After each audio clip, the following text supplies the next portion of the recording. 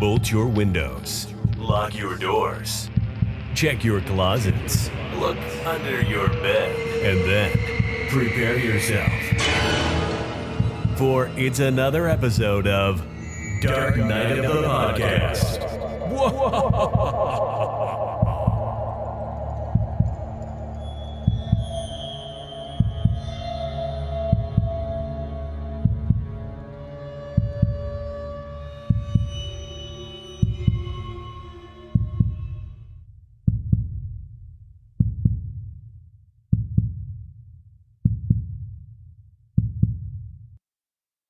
Dark night of the podcast, fans and followers and friends. Allow us to begin this episode with a prayer, because I think it only seems fitting. God, life is a mystery. Everyone must stand alone. I hear you call my name, and it feels like home. Amen. Troy, after 10 years of private school education, that's all I've got as a gay man. That's about it.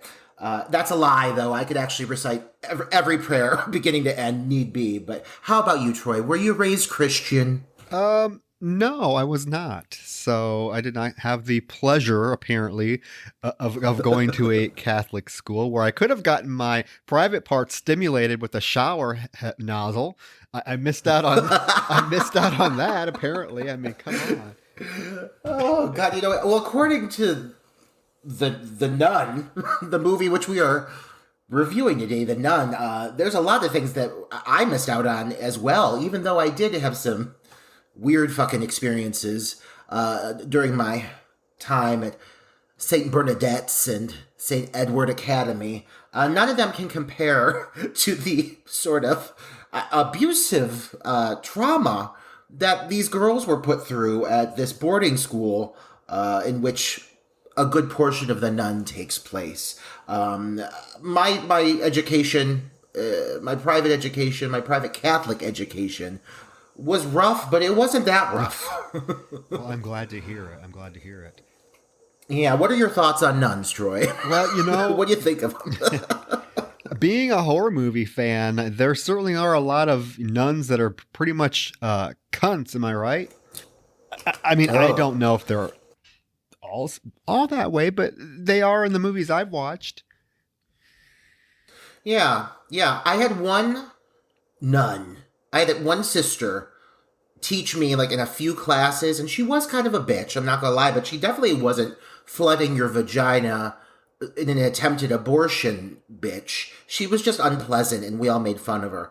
But nothing like this. But I mean, I don't know. I feel that people think maybe that nuns are for some reason scary or off-putting. The majority of nuns I have met are actually very pleasant. They live up to, I would say, my expectations of what a nun should be, which is kind and, I don't know, godlike. But I guess there is the rare exception who is a complete cunt and has no issue physically abusing children. No, well, there's certainly plenty of them to go around. I think of like, oh God, look at Silent Night, Deadly Night, Mother Superior in that film.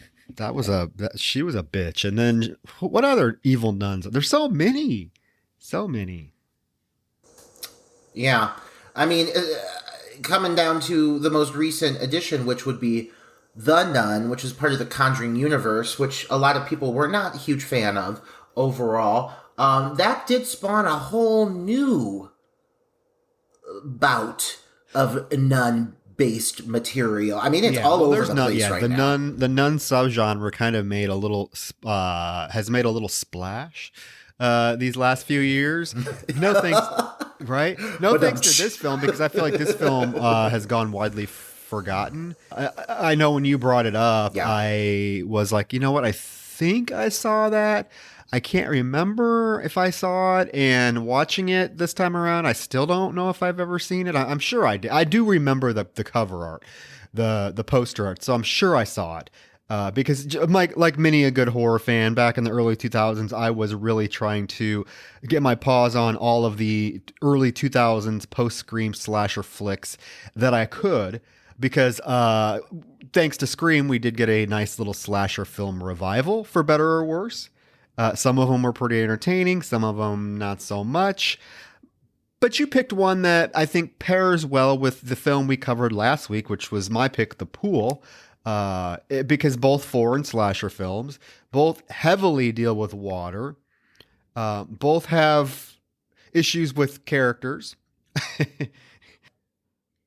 Yeah. Who you telling? Yeah, that's absolutely the case. A particular character that gets done dirty in terms of their death scene and how they're handled. So I was like, oh wow, okay, this is really a good film to pair with The Pool, because it very much is similar vein. I not necessarily in like atmosphere or tone, but I think these like these early 2000s foreign slasher films just have a particular feel and tone about them that was a little hard to replicate. You don't see it much anymore. I don't know what it was, but there's a lot of them. I mean, we've talked. There's Flashback. There's Schools Out. There's a whole slew of them. These foreign slashers that came out after Scream that just have this real distinct tone and atmosphere to them. Yeah, it's a few things, I think. First of all, you really start to notice some of the translation issues with some of these actors, I think, being cast maybe out of like their home country. I think some of them, maybe English is not necessarily their first language, and I think some of them probably struggle with some of the dialogue. So you see almost like a trend that you saw in a lot of the 70s films, with a lot of like, the rise of like the Italian horror and everything, where you get a lot of Italian actresses who would be speaking and either saying English and saying it poorly, or just saying their dialogue in their native tongue and being dubbed over either way, to provide for a very like jarring, disconnected element to the scenes that they're in, because the dialogue never completely feels natural. And you do get that here in The Nun, for sure. There's definitely a few characters who just don't completely sync, I think, with their dialogue all of the time, and it's very noticeable. I also think the editing style is very different from what we were seeing from American cinema at the time. And I think in some cases they're very much trying to create or recreate the kind of vibe and energy and tone that we were setting with some of our horror in the early 2000s. And the usage of CGI was really starting to become prominent, but I don't think it always hits completely. And again, I think you see that on display with The Nun, which is our film of the week, if you all hadn't noticed. It is The Nun. It is The Nun. We brought it up last week. It is not the Tessa Farmiga Nun. It is the 2005 Nun. That is what is it Spain? What country is this? Spain, I believe. It is from Spain. It is. And really quick, I've got to say, just really fast, because I'm going to forget it before we dive in, I've got to say this is a horror movie fan, because I'm super affected by it, and I know some of our listeners are going to get this. We lost a horror icon today. We lost Marilyn Eastman from the original Night of the Living Dead. She played Helen Cooper. If you all know me, you know it's my favorite film. I just needed to take a second to acknowledge that. And the reason I wanted to voice this so much, being a podcast led by independent filmmakers, is she was vital on the set of the original Night of the Living Dead to ensuring that it came to fruition. She worked in every department, behind the scenes, in front of the camera. She played a zombie. She played Helen. She did everything. And she is a woman who very much was a landmark pioneer within the big indie surgence that really started within the like 60s and the 70s. She helped see Night of the Living Dead through to fruition, and so bummed that she passed. I never got to meet her, but she seriously impacted me. I think her performance as Helen was one of the standouts in that film. And I'm super bummed. So I just had to say that. I needed to mention it because I am mourning her because I love that movie so much. But anyways, moving on. Yes, rest in peace. We lost a good one. We lost a good one. But today we were able to mourn our losses and let our tears fall to the sweet, sweet sounds of 2005's The Nun, aka La Monja. It is a Spanish film, you are correct, Troy, and it was directed by Luis de la Madrid, who mainly, most of his work was in editing on other films, but he has directed a couple of things. Nothing else has made any impact. Not to say The Nun really made any impact in its own right, but I would have to say this is probably his biggest credit in that department.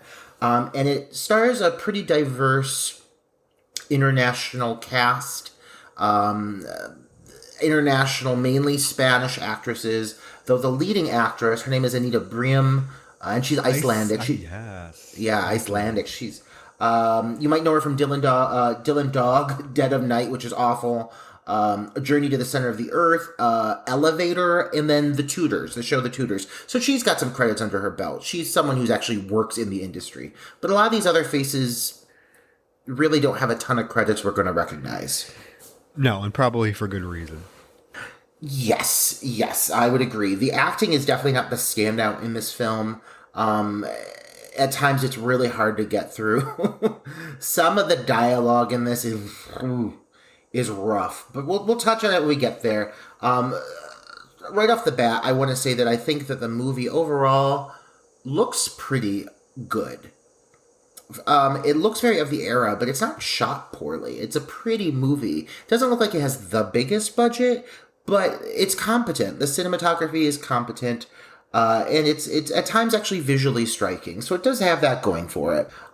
Especially towards the end of the film, with all the underwater stuff is pretty cool looking and very well done. I mean, that can't be an easy feat to shoot a movie, with using as much water and underground stunts that they had to do for this film. Yeah. And I think they pulled it off quite nicely. And you're right, the film does have some really cool atmospheric moments. Mm-hmm. It gets a little repetitive. I'm going to say, let me backtrack and say it gets a lot of repetitive.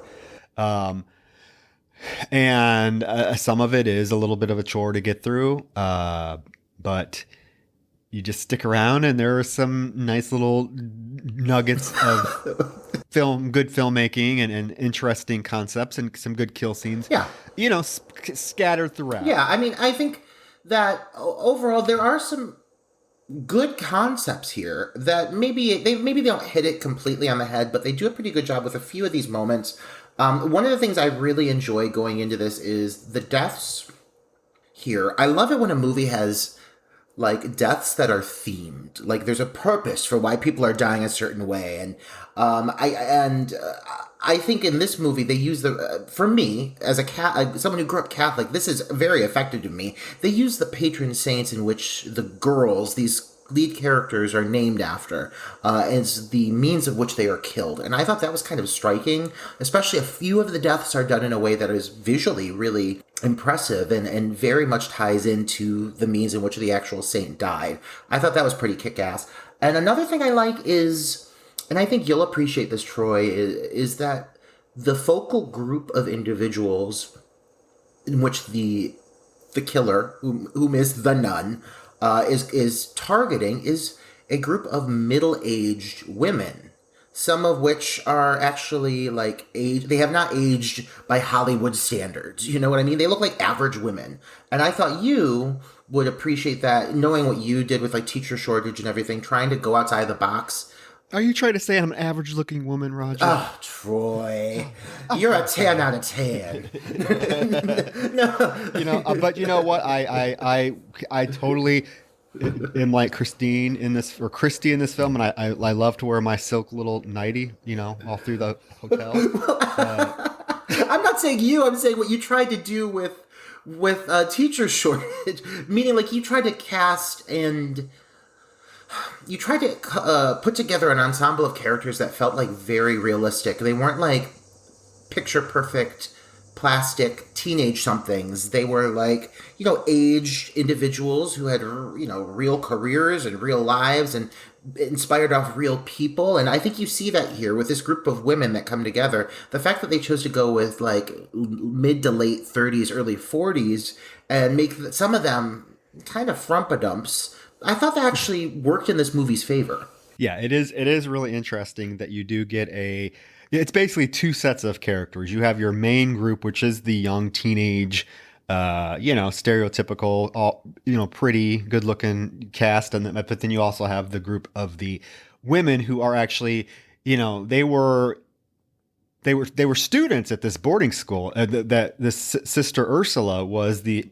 head nun at. And so the movie takes place in current times, but it flashes back and you kind of get to see how this nun was a horribly abusive bitch. And it starts with kind of the opening scene. Yeah, this movie gets right into it. And they sometimes in favor and sometimes in not. This movie chooses to follow a path that directly just hands the viewer exposition scene by scene. And a lot of times the dialogue, because of that, suffers because it literally just spoon feeds you like storyline, because it's a very convoluted storyline. So I think they're just trying to like plow their way through it. But for a lot of times it makes for a very awkward delivery. However, the opening sequence I really liked, and it's this whole flashback set in this boarding school where you're introduced to Sister Ursula, who is like the antagonist figure of the movie. And she walks right in and she encounters this group of 6 girls who are kind of the bad girls at this boarding school. They're all 17. They all look 17, which I love. These girls look like real students. They don't look like 30-somethings playing children. They did a really good job of casting girls in these roles and then casting older women also to reflect them later in life. That seems very realistic. But so these girls are kind of the punks of the school, and you get through this dialogue right away that they can't stand Sister Ursula. You get their personalities through one line. There's the nerdy one, there's the bitchy one, there's the angry one, and it very much delivers who they are and what's going on right off the bat. And they also give us a really nice sound off of each girl's name that Sister Ursula goes through, so we know exactly who they are. And she literally goes down the line and she's like, Mary, Zoe, Christy, Susan, Joanna, Eulalia. Like, you know exactly which girl is which, and it makes it very easy for us to follow. Yeah, she says all their names, and and then she makes the one girl. Which one? It's is it Susan? Which one has the limp? It's Eulalia. Eulalia. Okay, she has the limp, and she's like, the nun right away is like, oh, your limp doesn't excuse you from being on time, and that's God's way of punishing you. Oh yeah, right off the bat, she's verbally abusing the handicap girl. So you know this nun is not living up to her Christianly ways. But she's being a total bitch to these kids. It completely makes sense why they hate her. And for some reason, as the nun is writing the word sin in massive letters on the chalkboard, the one girl, Mary, thinks it's a good time to start working on a love letter. And so, of course, the nun senses it, Sister Ursula, and she whips around and she runs over. She sees the letter. She gets pissed off by it, and she proceeds to tear it up and force feed it to Mary. Yeah. She literally shoves the letter down this poor girl's throat in the middle of class. And then there is a scene that's basically the nun throws her against the wall and starts to transform into like this demonic looking character. However, we find out it's a dream. Mary's having a dream about the nun. Although I'm pretty sure what happened in the scene really happened up until the point where the nun turns into some flying demon, which happens a lot in this film.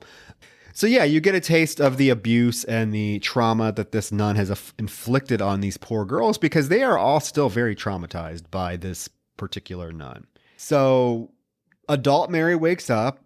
We basically then cut to a high school dance where we get introduced to our younger characters, led by the very blonde, cherubic looking Eve, who we find out is Mary's daughter. Yeah, they very much do a good job of kind of setting up the breadcrumbs to follow of the story, like, right off the bat. And even there's this, like, transitional moment where Mary, like, goes to grab a piece of Kleenex to, like, blot blood from her nose, because of course her nose is bleeding, because it only makes sense when you wake up from a nightmare, you're also having a bloody nose. That's normal. But so she reaches across her nightstand, and you see a picture of her and Eve. So it's like, this is her daughter. This is handed to you.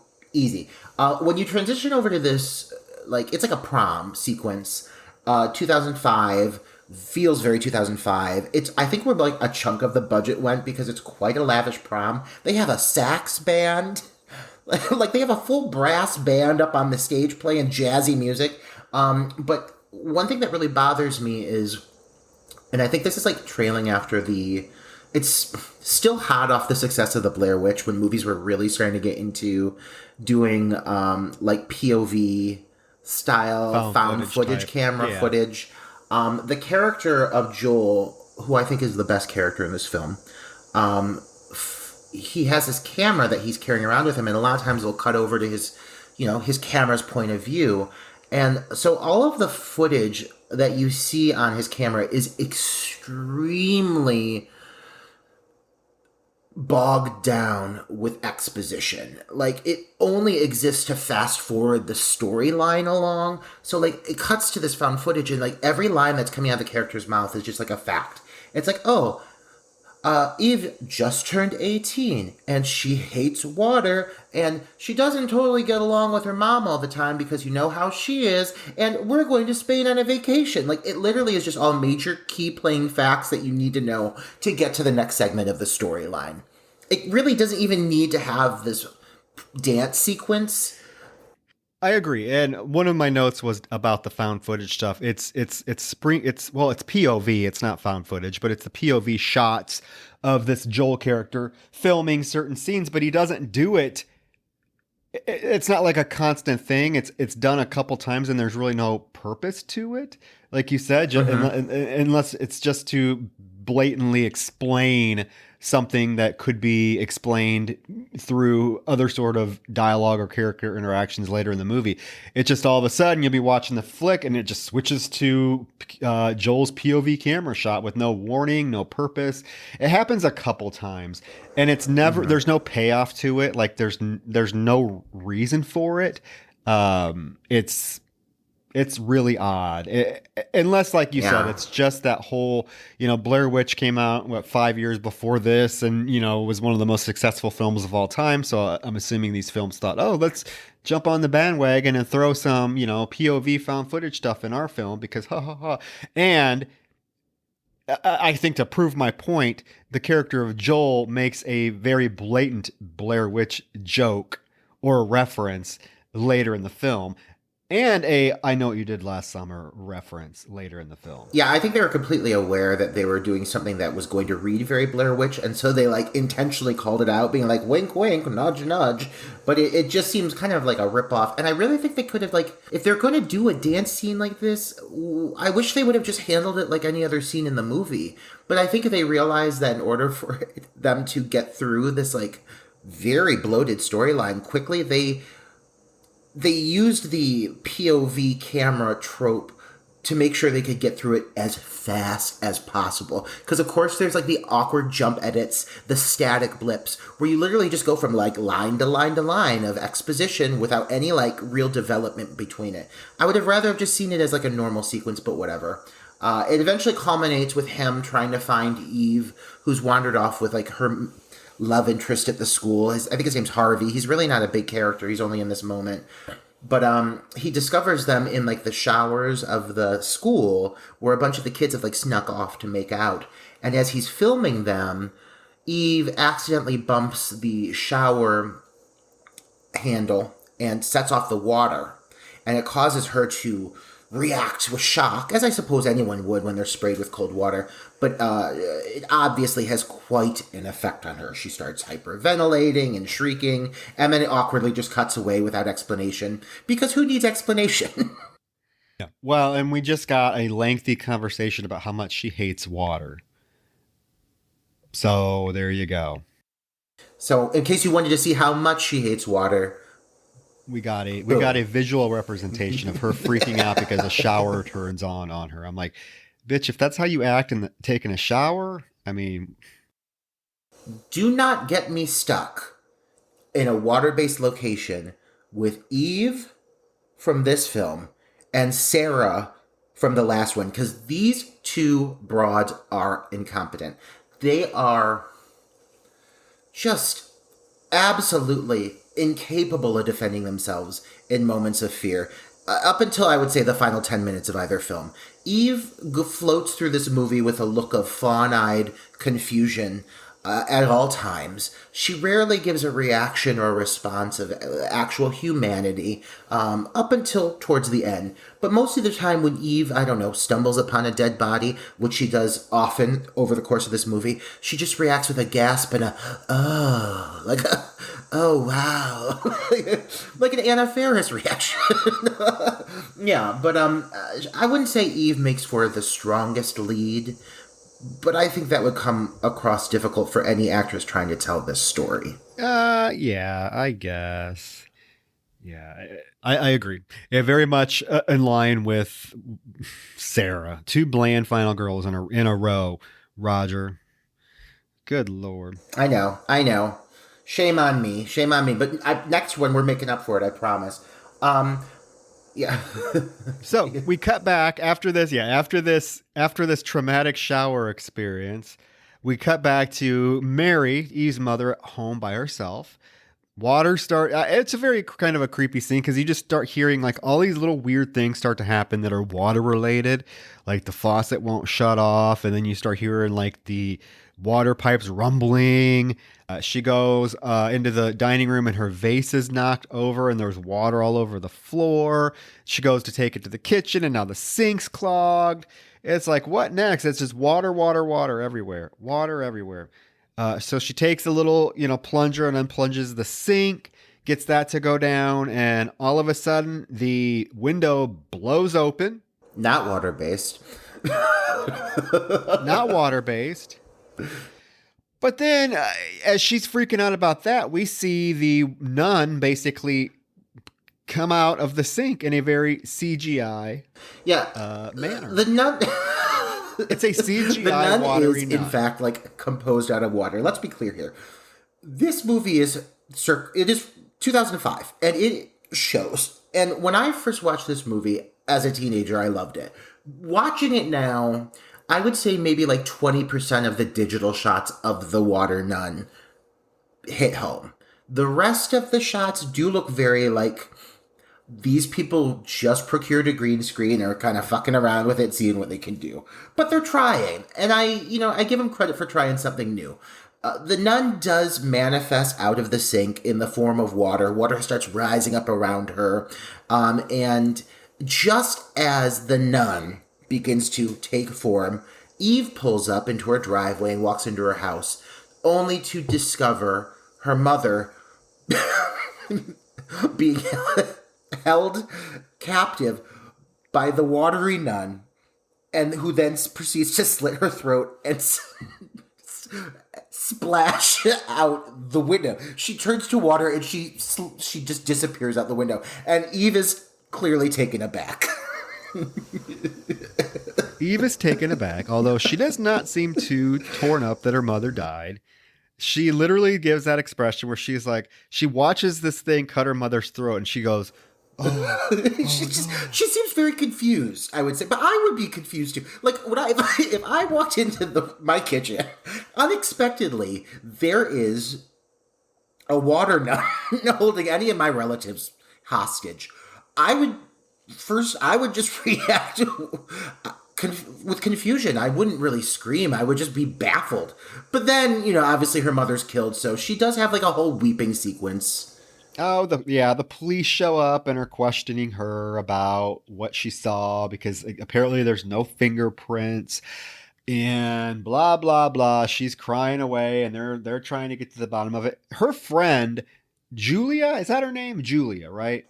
The one who can't give a single line of dialogue with a single, like, bit of human emotion. That one. Oh God, she's awful. I think a lot of it's her accent. Again, I think she just speak Spanish and really can't get the English out with a lot of feeling. Yeah, she has some rough spots in this film where, bless her heart, she's trying. Uh, but she proceeds to tell, this is like, why would you do this? Your friend's mother just was murdered. Your friend told you, hey, my mom was murdered. I walked in and saw someone cut her throat. What does this bitch do? She pulls the police officer aside and she's like, hey, you know, she probably killed herself because she tried to kill herself a couple years back. Okay. This whole bit of dialogue. This conniving little bitch. No. Here's my confusion beyond that, Troy. Julia, the actress of Julia, is tasked with delivering this monologue. First of all, the girl can barely speak English, but she's tasked with delivering this monologue that basically says to the police officer, you know, her mother tried to kill herself years ago. My boyfriend was friends with her since they were like 4, and he told me that her mom tried to kill herself. But I guess Eve doesn't remember this. I, however, know this. Eve just doesn't remember any of it. How does Julia know that Eve's mother tried to kill herself, but Eve has no recollection of it and they are best friends? Like, how is that something that has not come up in conversation or been touched upon? It just makes absolutely no sense to me that her friend would possess this information and also be completely aware that Eve has no recollection, but just never touched on the topic. You get what I'm saying? It just makes no sense. No, it doesn't make any sense. And it's just one of these awkward, I guess, plot devices for them to kind of, throw away the whole idea that they need to focus on the fact that her mother was actually murdered, right? Because if you had to focus on that, then poor, what's her name, Eve would have to stay around and probably be interrogated even more, answer more questions. So it feels like it's just a plot device where we're like, oh, well, let's say that this mother tried to kill herself so that the cops can. So now this backstabbing bitch of a friend can go tell the cops that the mother tried to kill herself. That way we can just move the plot along. But let's keep hiding it from Eve, who is obviously struggling with some mental stress after watching her mother be killed by a nun. Obviously not, because the bitch is on a plane going on vacation 2 hours later. Unfazed. But we'll get to that. We do cut to a moment with Eulalia, the girl who had the Eulalia. I can't even really say it, and I'm really trying here. But she's the one with the gimp leg. And I gotta say, what God deprived of this woman in motor skills, he bestowed upon her in breasts, because she has one of the best racks I've ever seen. And you tell me that this isn't the Spanish version of Caroline Williams, because they look identical, only this woman is a little more Spanish. But other than that, they look very similar, even down to the harsh bangs from Texas Chainsaw Massacre 2. Actually, when I was watching it, I was like, she reminds me of somebody. Yeah. So, and this character basically, through a phone conversation, just hands off some more exposition that one of the things that was noted. God. Can we just stop and say how much of exposition of this film is done through phone calls and answering machine messages? Oh my God. Oh my God. Well, thank God people are calling and leaving messages at the exact times they are, because it literally gets people from point A to point B so much easier. This movie is so strategically played. Everything leads right into the next thing with no question. And so people show up in the exact the exact time that's just convenient. Yes. It's all like I said, it's all mapped out. There's no nothing happens with like unexpected or a shock factor. Yeah. Or an air of coincidence. Everything seems very blatantly done. And that's not necessarily a good thing. No, everything seems like very easily acceptable to everyone involved. Whereas in real life, these scenarios would cause doubt and question. I'll say that. People should be questioning things more in The Nun. And instead, people kind of just go with the flow. And it ends up resulting in a lot of people dying, which is a problem. So anyways, we find out that the women that were involved with the original incident involving Sister Ursula, all of the girls from this private boarding school are in contact with each other because one of them, I believe it was Joanna, had died in a fire prior to the events where the movie began. Before a couple weeks before the start of the events of the movie, yeah. Which, as a fact, in general, is problematic, as you'll come to find out, because it really... You'll see. When you find out what happens in this movie, nothing really makes sense at all. But we're proceeding. And so all the women are in contact because they suspect that her death was somehow maybe tied to something that they know that they were all involved with back when they were kids. And now that Mary is also dead, they think it's even more suspicious. So all of the women that are still alive, the final 4, are going to be getting together and taking care of business, as middle-aged women do. And next thing we cut to Mary's funeral. I love Mary's funeral, only because Christy shows up, and Christy is like my favorite character of the whole movie. Troy, I knew you were going to love this dame. She is not at all conventional. She is not what you expect. We have a funeral sequence, and there is a mysterious figure standing to the side wearing dark sunglasses, and she is an average everyday dame with a short cropped hairstyle and a full figure. She's a curvy, thick woman. And she looks like your neighbor. She looks like anyone you'd see on the streets. It's Christy. And Christy goes right on up to Eve and basically introduces herself and explains the situation at hand. Christy is a character in this who really suffers from, again, a bad dubbing. Christy's dialogue delivery is very wooden. Well, her everything is very wooden. Her little run down the hallway. I've never seen someone run with such less purpose in my fucking life. Knowing you're being chased by a murderous nun, this bitch throwing her robe on, moseying on down the hallway, peeking over her shoulder with her. We're gonna get so there. Excited. You know, I made a note start of that. happening in this movie. Some of them miss, but God, do some of them hit, and we're gonna talk about it. Did I not text you last night when I was watching this and said, this Christy bitch is her and her silk your cup of tea? Like, if you're going out, Troy, you're going out in fine Christy fashion, because she really, I mean, she's not on camera a lot in this movie, but sure as hell makes the most of it. And so she hands off her business card, and Eve leaves, and Christy watches her go, only to witness a flock of nuns pass by in the background. And as the nuns like make their way by, Christy's like, oh, like she's obviously like very unsettled by these nuns who mean no harm whatsoever and are very like not intimidating. But it is what it is. I get it. After Christy's been through what she's been through, I get it. But there's a point, we have to make a point here that Christy does, and you said it, but just to reiterate, Christy does give Eve her business card and says, I need to see you, I need to speak to you at my hotel. Okay? Just so that's out there.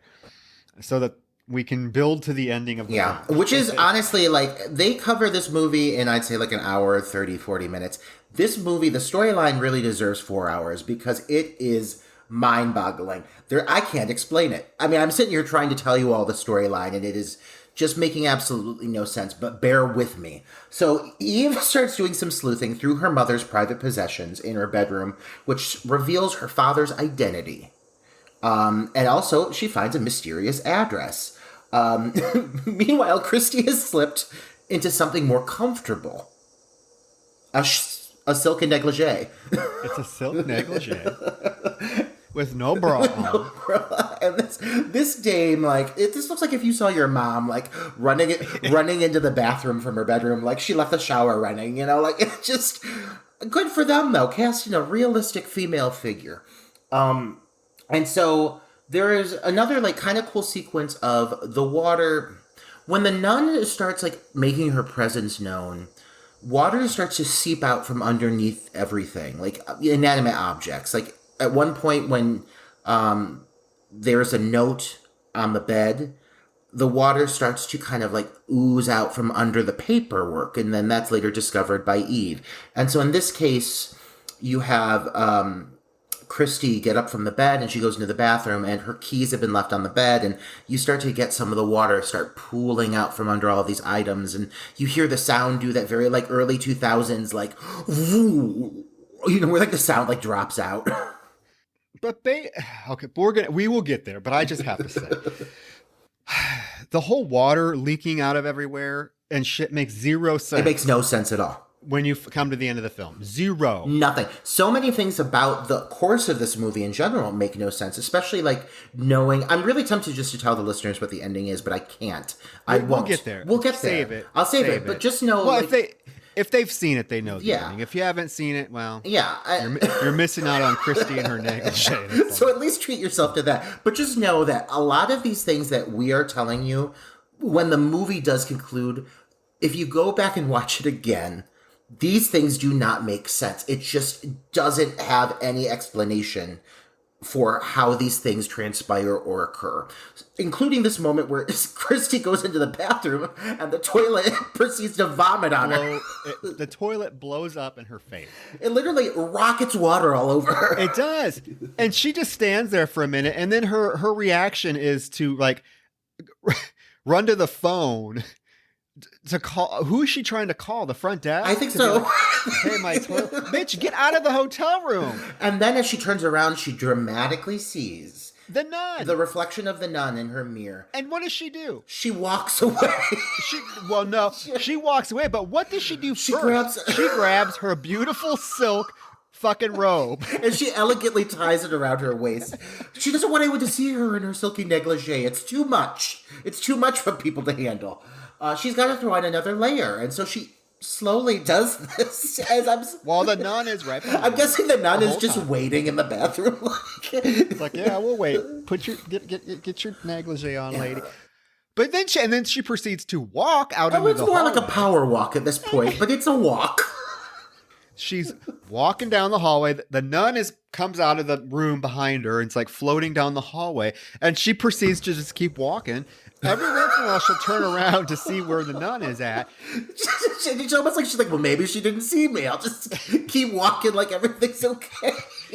Then she gets on the elevator. She pushes the elevator, literally stands there 10 minutes, waiting for the elevator to come down to her floor.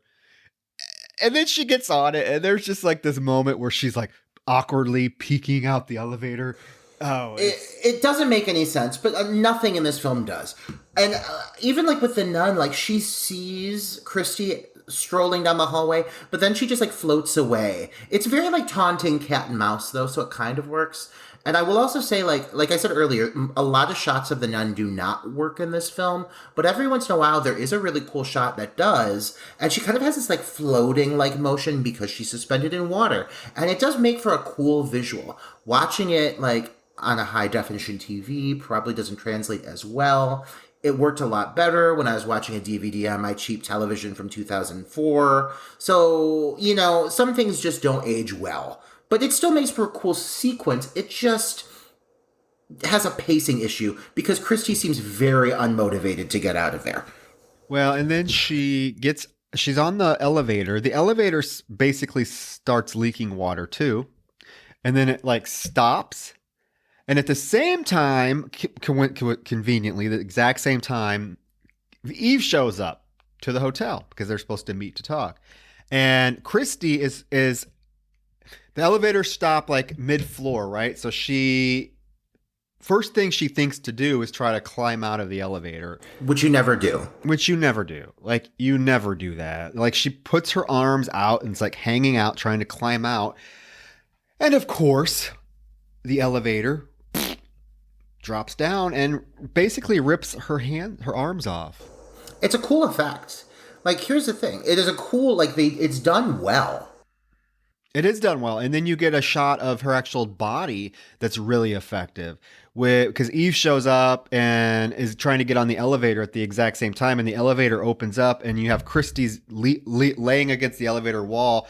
Basically, both of her arms have been severed off. So you just got these bloody stumps and she's just like bleeding profusely and gasping for life. And then she dies. And again, Eve doesn't seem all that too concerned about it.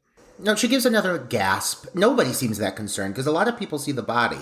It's revealed to the whole lobby of the hotel. Yeah, but it's just an accident, they say. It's just an accident. Yeah, yeah. And another suspicious thing to me, if I were, a bystander, is how clean the cut of the sever is on her arms. I mean, it's like cut through it like butter.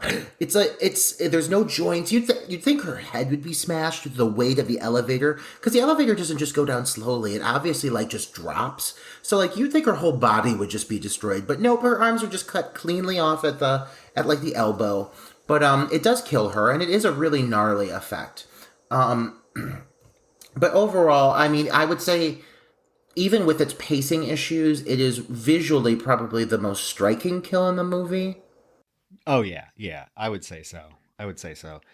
So Eve has agreed to go to Barcelona with Julie and Joel. And so they're on the plane. And basically, Julia is being adamant about the fact that these deaths were just accidental. The death was just accidental.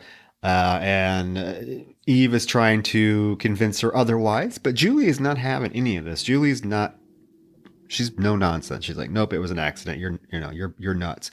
And we do get this kind of cool shot of like, it starts raining and what's her name? Eve is sitting there looking out the window and you see like the nun sitting on the wing of the plane. Very Twilight Zone-ish. Yes. Yeah. No, I thought the same thing. Nightmare at 20,000 feet. Yeah.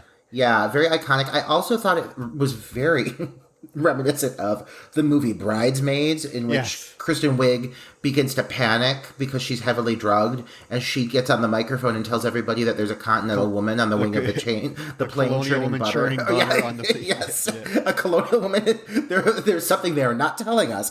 I also feel that, all things considered, like at this point in the movie, Eve's fine. Like, Eve definitely didn't just see multiple people killed at the hand of a water nun, like one of which being her mother. Like, if I was Eve, I would be in meltdown mode. I would definitely not be traveling to another country. And she's processing it well. She is processing it well. She processes it even better here in a few minutes when she gets to meet somebody else. I do like this scene. I do like this little effective jump scare. I mean, it's a kind of a generic jump scare, but it got me when the nun's face hits the plane window. It made me jump a little bit. It is super cheesy. She literally it's because they time it so like Eve like sees the nun on the wing of the plane constructed out of like falling rain. It's very striking. It actually is a really cool moment. And then she like sits back and she's like, okay, I'm just gonna like relax. Like, maybe I didn't see that nun on the wing of the plane. And she's like sitting there, and they give you like a full, like, I'd say like 20 seconds, and all of a sudden the nun just like smacks against the window upside down, and it really is a startling moment. You do not expect, I mean, you expect it, but they take so long with it that you're like, maybe they're just gonna cop out, and they don't. They give you that one little jump scare. Although this film doesn't really rely on a lot of jump scares. I think that's really the only one. Most of the I guess scares in this film just come from the imagery, but that's one jump scare that I thought was pretty well done. It got me. Oh, yeah. So once they're in Barcelona, the first thing Eve wants to do is go to the library because she is hell-bent on finding out. We do have to say, even though she doesn't act like she really cares that everyone's dead, she sure is hell-bent on finding out more about the history of this potential killer nun and what her mother experienced at this boarding house, because first thing she does when they're in Barcelona is go to the library and starts to do some research. And this is where we get another character introduction at the copy machine. She's trying to make copies, and we have the very handsome, very charming Gabriel. Oh, yes, Father Gabriel, as we learn, because Gabriel, it turns out, is a priest. How ironic. And he is a priest, but he's a priest who is torn. We find out that Gabriel is torn because of a motorcycle accident. And after meeting Eve, he's also apparently torn because love. Because right away they have chemistry. Is it love or is it just lust? I'm assuming it's lust, all things considered, because they literally just fucking met. And all it takes is a few copies of some documents for Gabriel to follow Eve into the night and do whatever it takes to help her without question. whatsoever. He has no doubt that what she says goes, and from this point on, Gabriel is pretty much glued to Eve. He's an endearing character, but he literally, if he would have had a little bit of doubt in Eve, he could have avoided a lot of dilemmas. Yeah, he's very charming and very handsome. Very handsome. This dude is very handsome. And just a charming character. Very charming. And yeah, we'll get to what I really want to say. Because it reminds me sort of like the character of Mike in The Pool, played by James McAvoy. You had this very charming character that is given a lot to do in the film, and you think they're going to be a more prominent figure than what they are. The exact same thing. Oh, absolutely. And even in some ways, even to a worse regard when you consider the finale as well. But yeah, we will definitely get to that. And Eve's character is written in such a way, it's so weird, because she's balancing between literally two emotions. She's torn between being horny and being deeply affected after seeing multiple women die and like struggling with trauma. And that's it. She's horny for this priest, and then she's also determined to solve the deaths of her mother and her friends. And that's all she's really given to go off of. But God, hot priest is hot. And he quickly earns us some background story on Sister Ursula, speeding up the process and moving things along significantly for Eve. Thank goodness. Yeah, and he even shows up at the club later that evening that Joel, Eve, and Julia are at. They're at this booming, happening dance club, and this priest shows up so that he can give Eve some of the copies he made for her. Yeah. I'm like, what a fucking gentleman. This priest is going to the goddamn club so he can give Eve these copies. And of course, this is the moment that Joel, the character of Joel, says some smart ass comment about him being a priest. Something, what is he? It's something sexual. He says, I guess it would be embarrassing to tell a priest that a nun killed your mother. No, he says something. No, it's when he first meets Joel, or when he first meets Gabriel at the club. He says something about sex. It's a sexual joke about, well, you can't really have sex with her now, can you? Or something like that. He's talking about Eve. And then he gets mad and leaves. Gabriel gets mad and is like, oh, I'm going to go. Joel is kind of a dick. He's kind of a dick, but Joel is also significantly more competent than everybody else in the film. Like, anytime a good decision is made, or anytime somebody like calls out the plausibility of what is actually happening, it's Joel. I mean, I don't think he's necessarily the most likable character, but he is by far the most rational. Eve goes after Gabriel, and they do have this moment together where they do talk, and we do find out that Gabriel is conflicted because his girlfriend died in a motorcycle accident, and he was driving. And he does make the comment when he gets to the club, because Joel offers him a drink, and he says no, he doesn't drink anymore. And then that's when Joel makes some comment about having sex with, oh, I guess you can't have sex either then, right? If you know. Yeah. Gabriel makes the comment about how nobody believed him that he wasn't sober when he had the motorcycle accident. Even though he says he truly was sober, nobody believed him. So he's, conflicted about this whole incident in his life. But you get kind of a nice little moment with them. But then it cuts to woman with the canes, Ukulele is waddling down the hallway with her cane and her dog, constantly running a bathtub. This bathtub has been overflowing for the entire movie, and she doesn't do anything to try to shut it off. Well, she does, but then it turns back on, and then she just doesn't seem to be that fazed by it. She's running a bath. The nun basically shows up in the bathtub, in the bath water, and taunts her. The dog, the dog starts acting funny, and I'm like, if you kill the dog, I'm going to be mad. But they don't kill the dog. The dog kind of senses that the nun is there, and so she goes into the bathtub again, the bathroom, and the bathtub is running again. So she reaches in, unplugs it, and she slips and falls. on the bathroom floor. And this is when the nun comes out of the bathtub in a dramatic, watery CGI effect again. And we cut.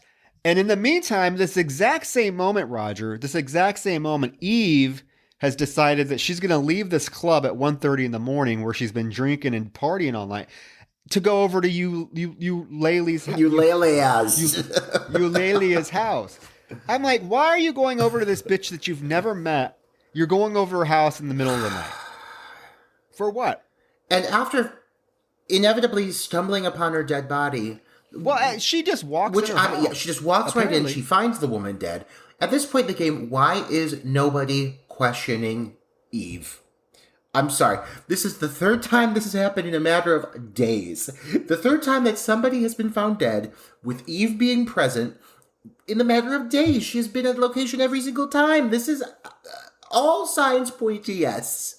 This is a red herring if I ever seen one. But it's because of her fawn eyes and her looks of confusion and her dopey, I don't know what happened reactions that people seem to just be, okay. She was just there again, but she was just there. And Eulalia is suspended from wires hanging in her bathroom. And I'm going to be honest, if I'm going to die in a bathtub, it might as well be this very cool looking cement bathtub. But it's still, Eulalia's unfortunate that she couldn't run away because of her apparent gimp leg, but she is disposed of. She's crucified in her bathroom.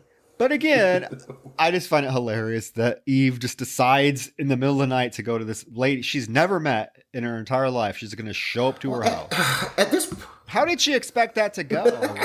Come in. Come in, yes. I'm going to say, though, at this point, she's seen so much death, she can't even react anymore. But thank God, Roger, for answering machines, because we get a whole more exposition on an answering machine. Oh, this voicemail literally gives them everything they need to know to get to the straight fast forward to the finale of the movie. It is literally like step-by-step directions, how to get to the fucking place. Here's the address. What restaurant to stop on the way, what to order when you get there, this goes on forever. Take the second turn, not the first bend, the second turn, and you will appear at the destination. Like, no, it is before the time of GPS, or I guess they could have just pinned Eve and told them to show up, because it really is that straightforward handed to them. And of course Eve is demanding to go to this location where the remaining women will be, and of course nobody seems to doubt her. They all take her there. But let's clarify, the answering machine message is from Susan, one of the girls from the beginning. That's one of the original boarding school girls. She's leaving the message for Euralia. You still have not said. I don't know. Okay, so last week we had Raphael and fucking Diego. This week it's Eulalia, Areola. Might as well with the size of those knockers.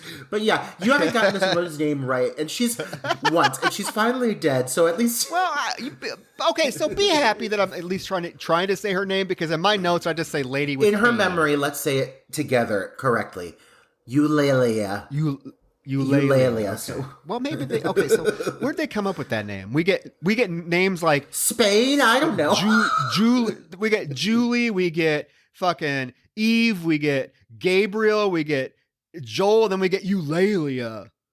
They wanted something exotic for the character with the least development, I guess. And then we get Susan and Zoe, two lesbians. Yes, and they are these two women are literally complete caricatures of their younger selves. It's absurd. They took like one basic trait in each girl and they just aged them. Like the fat one's still fat, the nervous one's still nervous, the angry one's still angry, the one of color, well, she's dead. And the other one's got a cane. That's literally it. Like each girl has one defining trait. But they all take Eve via car through this monsoon to to this destination. And while they're driving, they all get in an argument. And Joel, being the only character who is rational, he's basically he's calling Eve out. He's like, this is insane. What are we doing? And Eve turns to him and she's like, well, if you don't want to come, just stop the car and get out. And it cuts and he's getting out of the car. And I love it. I'm like, thank you, Joel, for being the one lucid person in this whole situation.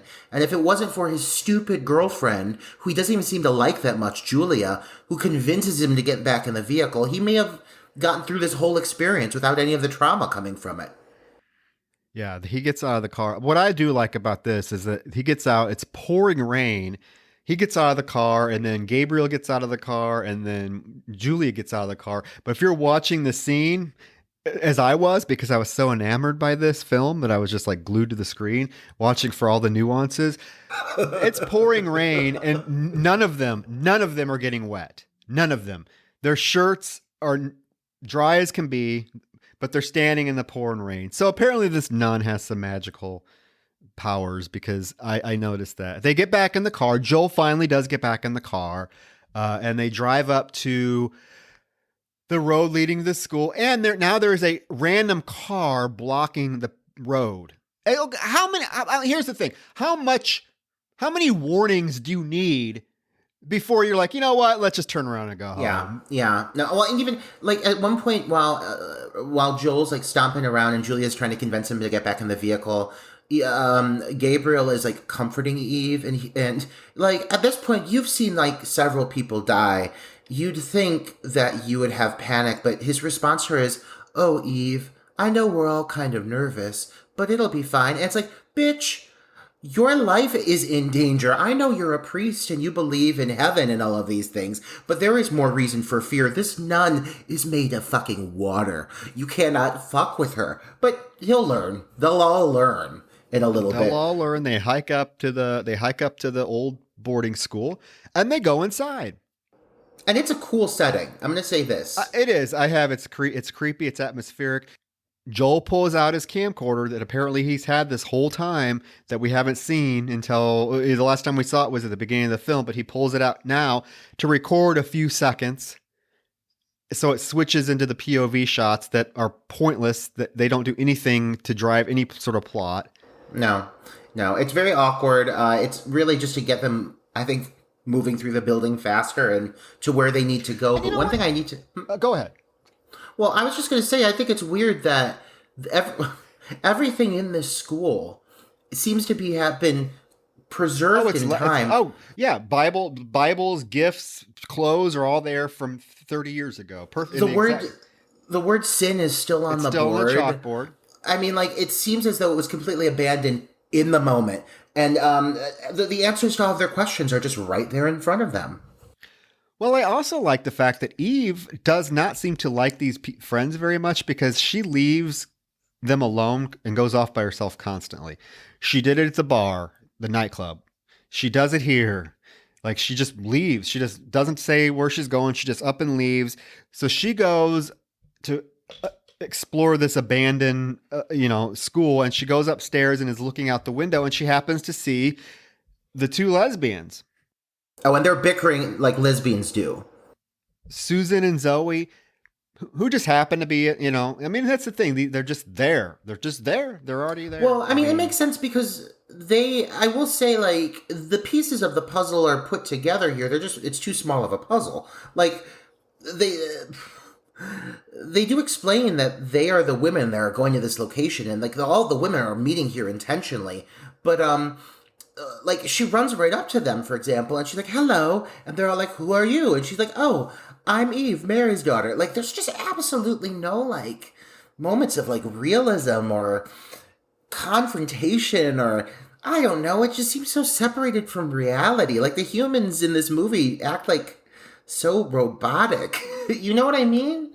It's the script. Yeah. It's the script. It's just the script is, it doesn't, it feels like it has to very clearly paint everything out for the audience. It's one of those amateurish mistakes that, they tell you to avoid in script writing. You know, when you write a script, you don't need to force feed your audience everything. You tell them by action. You tell, you don't, this is very much, tell, don't show. Yeah. And it's very much, there's nothing in this film that happens by coincidence. Everything Right. is set up to go right along this particular straight plot line without straying or without allowing sort of any other diversions. It's just very lazy, dare I say. Oh yeah, no. I mean, it's not executed necessarily in a lazy way. It's a pretty looking film. However, the script is just paper thin, and it's too complex for its own good. And so it just waters it down and simplifies the interactions between humans to solely exist for the purpose of telling the story and nothing else. These characters have nothing else to them other than what is happening in the moment, and it makes for a very at times blasé and lackluster story where you just don't really care a lot about these people because they don't seem like they're real people who have anything real to them. It almost feels like it was like a first draft that went through no revisions. It was just like, oh, let's shoot this because, hey, it's a pretty cool story. We got a killer nun. That's what else do we need? Yeah. Because, yeah, none of these characters have any depth. And like the characters that they try to give depth to still have these just unbelievable flaws to them, like you mentioned with Gabriel, just so eagerly and unabashedly following this girl he met literally 5 minutes ago, following her to basically a killer's nun's chamber so that it makes zero sense. But anyways, Zoe and Susan tell Eve that basically that Sister Ursula cannot be the one that's killing everybody because she's dead. And Eve's like, well, how do you know? And we get the flashback. Listen, at this point, I was already like, wow, this whole storyline didn't age necessarily great. When you get to the flashback of what actually happened, is this even a thing? Like, is this a thing, Troy? Knowing what happens, can you flood out a baby from a woman's vagina? I'm sure if you had a high-powered hose, like a pressure washer, and you shoved it up there, I'm pretty sure probably. But a shower nozzle, I don't know. I mean, that's how girls masturbate. Is it not? I mean, they just turn it up to like like high voltage and they just let it go like this. Okay, so guys, I got ahead of myself. Basically what happens is the girls are sneaking in to the kitchen of the school. They're back in a flashback. You got the 6 girls, 5 of which are sneaking into the pantry, led by Christy, shock and awe. And they're snacking on cakes and drinking creams, and all of a sudden they hear screams, and they pursue the screams. They run after, the noise. Apparently nobody else heard it. I'm guessing these are the only girls in the school at this point. Okay, they are, because even in the first scene, it was these 6 girls in the classroom, nobody else. And a bunch of small children. Remember, the nun walked by a pack of kids. But other than that, nobody seems to hear these blood-curdling screams coming from the bathrooms, which are the screams of Mary, whom they walk in on being vaginally drowned by Sister Ursula, who has wrapped like a shower nozzle around her like an anaconda and is shoving it in her vagina. And trying to wash the sin out of her. Literally and figured, she's trying to drown a baby because we find out Mary is pregnant. Guys, I know all of our listeners. I'm going to assume all of our listeners are gay men. I'm going to say 95% of our listeners are gay men, or people who identify as gay men, women who are pretty much gay men. I don't expect anyone to know anything about vaginas or anything to do with the matter. But if you know, please answer our question. Is this a feasible thing? Is this really something that can happen? Because Sister Ursula apparently has come to the conclusion that she can kill this baby by drowning it. And the girls, reasonably lose their shit because it's just a weird thing to witness in general, and they all proceed to run up on Ursula and start kicking her ass. Yeah, she falls in the bathtub and hits her head. But she hits her head and she goes underwater, but then she comes up and gasps for air, and the kids, I mean, if you started the task, you might as well finish it. So they just like proceed to like shove her into the water and actually drown her.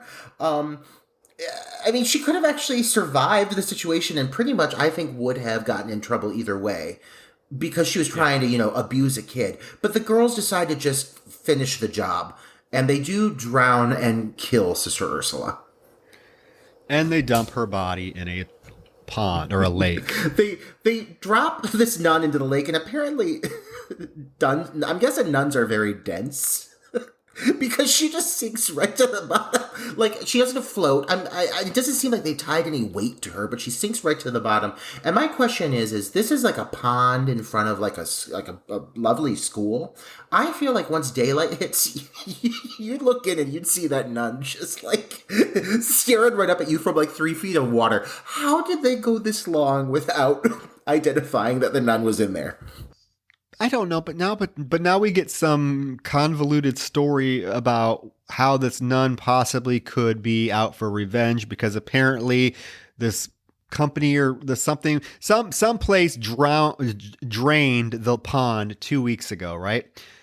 And so they're saying that must have released her spirit from the watery murks of her grave so that she could start killing off everybody because it was exactly 2 weeks ago that the one girl was killed that we never met. Yeah. That we never met the adult version. I mean, and the timing is just, I guess, ironically, very well timed that this happened at the same time as the nun being discovered, as you'll find out. And Joel makes his joke about, is this some I know what you did 18 summers ago thing? Yeah, it's very of the era. They do a few little wink nod references, and I do love a movie reference, but these are heavy-handed. But I will say that at this point, Zoe and Susan do prove to be, I would say, the most competent actresses in the film.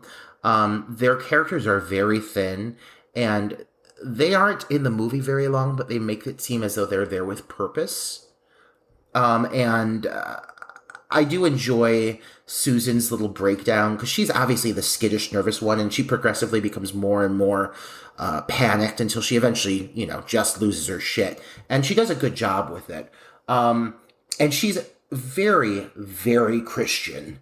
And so her panic very much is stemming from her belief that this vengeance that's about to be wreaked upon them is earned, and that Sister Ursula will get her revenge no matter what.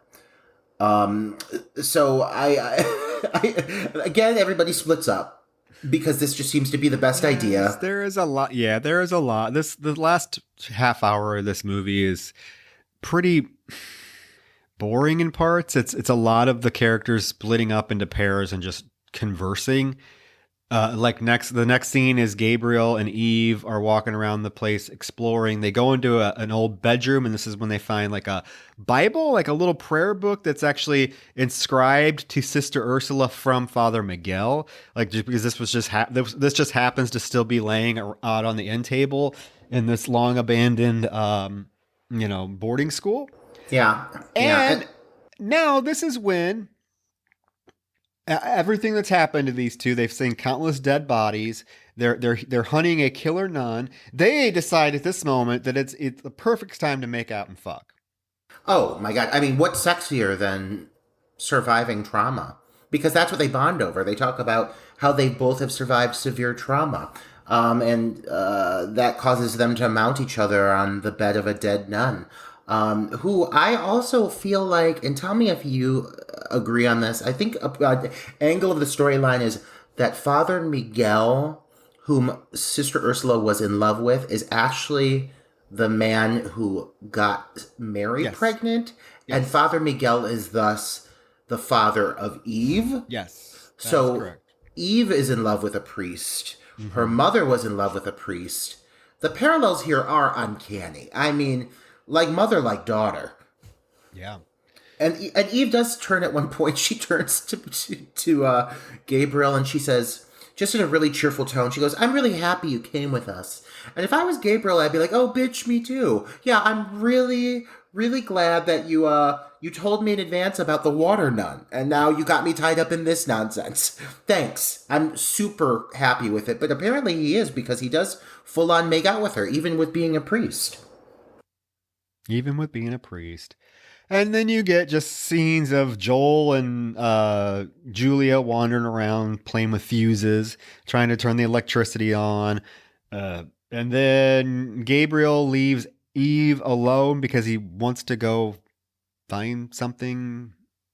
I don't know. He leaves her alone, and then there's the scene where the nun like jumps out of the bed and like goes through her to get out. One of of the door. nun's best like Pokemon attacks is that she splashes herself against people. Like she'll like throw her watery torso against people and cause a wave of water that causes them to get like thrown and drenched. They're just really wet. Like that's her like big like final move. But he leaves because he remembers seeing those. Yeah, he remembers. Yeah, seeing I mean, he like or puts something. together somehow, some way through the information that's like legitimately been handed to them, honestly, but just been told to them by Zoe. He realizes that all of the girls have the names of patron saints, and ironically, I mean, every major character in this is named after a patron saint, which is a very Catholic thing to do. Let's be real. But he takes them to this hall of saints, which is pretty horrifying because it's literally just a hall of massive oil paintings of different female saints being massacred. And each saint gets like sounded off, and each painting corresponds with the deaths of individuals who have already passed. Unfortunately, they also identify the deaths of people who have not yet passed. So you basically know like what's going to happen and how it's going to happen, and it does happen. So you're given this bit of information, which thus adds for it makes for a rather lackluster finale in some ways. Yeah, I mean it's very spelled out how each of the characters are going to die based on the paintings. One gets her throat slit. One gets burned in an oven. And that's exactly what happens. Yeah. They also find a painting of Saint Ursula, though, because Ursula was named after a patron saint, and Saint Ursula died by being speared through the heart. And Zoe is already on it. She somehow has managed to smuggle a massive stash of weaponry into this school, including a spear gun. It's like a full-on harpoon. Yes, that she found in this girls' Catholic school. A full. I'm thinking she brought it, but how did she even know to bring it? Did they know that they were coming here with intentions to kill? I guess so. Well, they wouldn't have known how she was supposed to die. I feel like this movie really struggles with like a problem of you just gotta accept it and go with it. And after you get too much of that, it just becomes nonsensical. Like the finale is visually, I don't want to say stunning because I wouldn't say stunning, but visually stimulating at times. But it also makes absolutely no sense. Like if you think the rest of the movie, guys, has been hard to follow, or even worse, too easy to follow, because it's so convoluted that they have to just tell you what's going on. The ending just it goes off the rails. It really does, because this is the point where Zoe runs off saying she's not going to die. She's not going to die, so she's not going to get burned to death. So she runs off with her spear gun, her harpoon. Susan has a fucking mental breakdown and locks herself in a room screaming at Eve about basically telling Eve that she's the cause of all this. In the meantime, this is the leakiest damn building ever because it's just pouring rain down on Susan in this room. And I was like, this was the point where it just was a little confusing. I think they were getting ahead of themselves as far as like why Susan would be blaming Eve for all of this. It didn't really make a lot of sense until you kind of got to the ending. I thought maybe, I don't know, they got a little ahead of themselves. Anyways, basically what happens is Susan is in this room, starts to leak water. The nun does her famous like jumping out of the wall, jumps through Susan. Susan, in the meantime, is just standing there saying her Hail Mary with her little rosary, and the nun goes right through her and back to the wall. You get this kind of nice little moment where Susan thinks she's safe, right? She thinks her rosary and her little prayers have spared her life from the nun. But oh no. No, no, no. The nun comes back out of the wall, takes her, slams her through a fucking glass door, and a large pane of glass proceeds to drop down and decapitate poor Susan. Oh, it's a really good effect.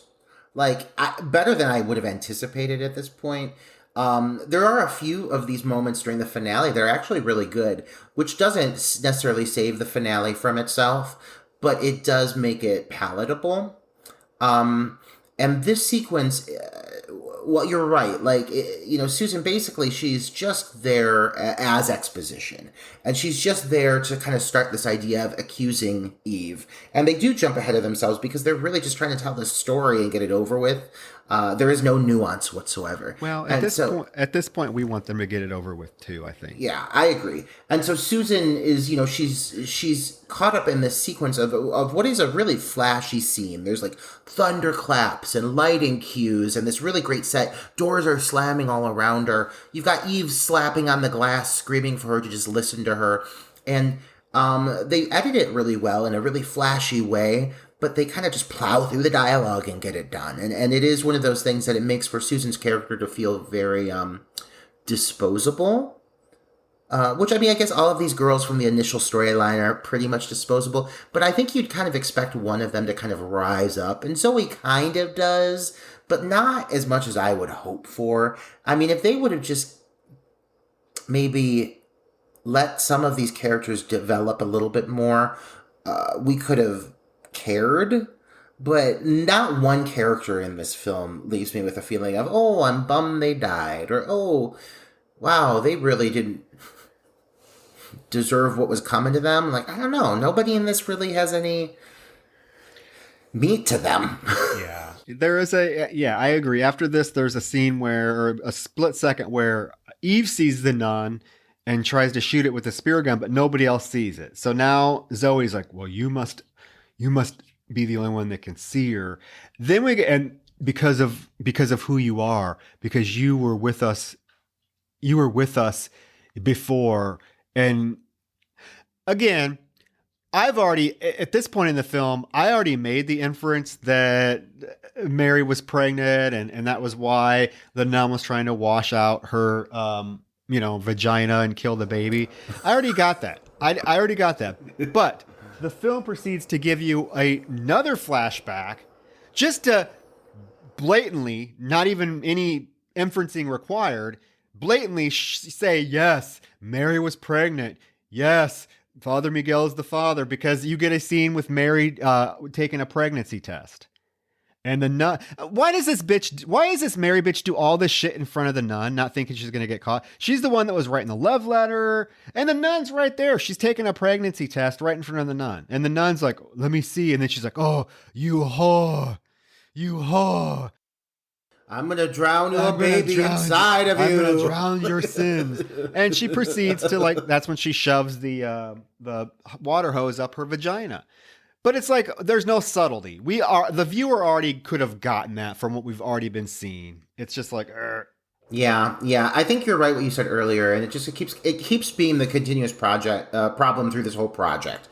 Is the script just really needed a few more loving passes before it was given the green light to be filmed, because the script is like thin as fuck, and these characters are just so like wooden. It's rough. The decisions that are made just are not really rational, and I mean, my big problem is nobody has yet to have seen Sister Ursula aside from Eve. Eve is the only one who's identified her. Exactly, but everyone is just on board. And yeah, it must be Sister Ursula.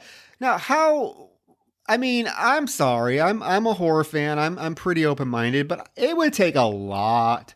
I'm sorry. It would take a lot of convincing for me to get on board that there is a killer ghost nun. To begin with.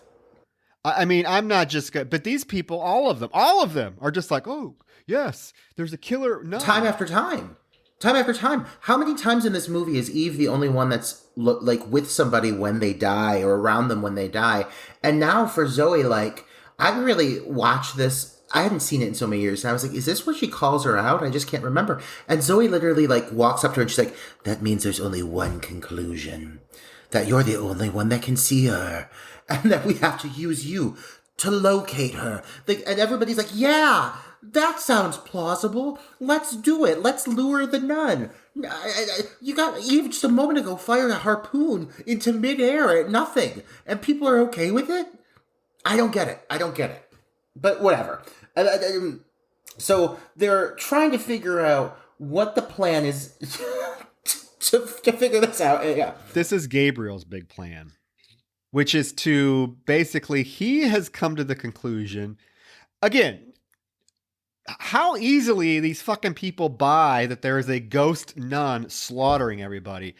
Because now Gabriel is like, well, the only way we can kill her is she needs to die in the water. She's from the water, so she needs to die in the water.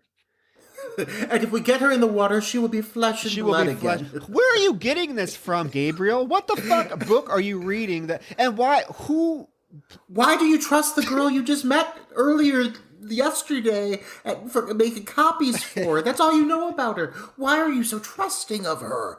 And you, Julia, who can't get a word of dialogue out of your mouth. You know that this girl's mother had suicidal tendencies. Why are you okay with this? Nobody's being a good friend to Eve. Everybody's just encouraging her delusional fantasies, which have absolutely no clout or support behind them whatsoever.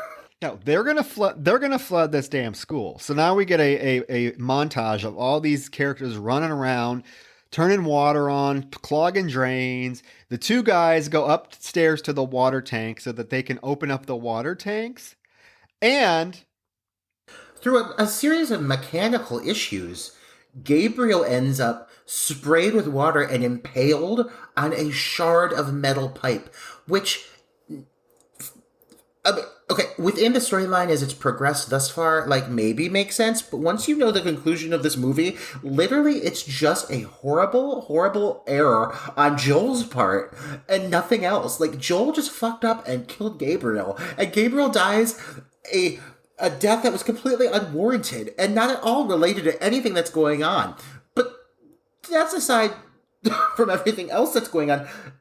Zoe has opted to run off with Eve. And okay, even if I'm going to appease this girl and be like, yeah, okay, let's flood this abandoned boarding school and lure a specter water nun so we can spear her with a harpoon through the chest a la her patron saint. That's a plan. That's a plan. That's a rational plan. Even if I agree to go along with that, I am absolutely not going to be going anywhere with this girl alone. Okay? I at least have enough sense to not cut myself off with her just in case maybe our plan is bullshit and this girl's just a fucking wacko. Yeah. I just want to go back to Gabriel's death. That was another dirty death. He did not deserve to die. He was a sweet character, and just to kill him off like that, and just a random, like, and it doesn't make any sense considering who they leave alive in this film. Literally everybody dies in this movie. Julia. Well, in the name of their patron saint, all of the victims die according to their patron saint. Aside from and then Julia, Gabriel. But the characters that survive in this film are like the two like least likely. Okay, we'll get there. We're almost there. Yeah. Zoe goes into the kitchen, and basically the nun appears and cooks her. Apparently, she Hansel and Gretel's her ass because she pushed. How does she get that oven she's going? Still stand like when Julie runs down to find Zoe's body in the oven. She's like still standing upright, like she's fried to a crisp. Standing upright. Julia does not react at all. It took me a while to figure out what it was because it somehow turned into a midget. Like it's not a full, so it's not a full size woman. If you looked at it, it looks like it's about 3 foot tall. She like I think she must have backed her in there and like forced her to was like, what is this little person? Get into that. Get in that fire. Like, and she's just like squeezing her body into this blazing fire. But, no, it's just, that whole moment with the oven, again, as we find out what the finale is, I don't even understand how you can get that oven going. Like, that quickly, so it's that hot that it literally chars a person to a blackened crisp. That takes some time. Julia literally found her within 30 seconds. I mean,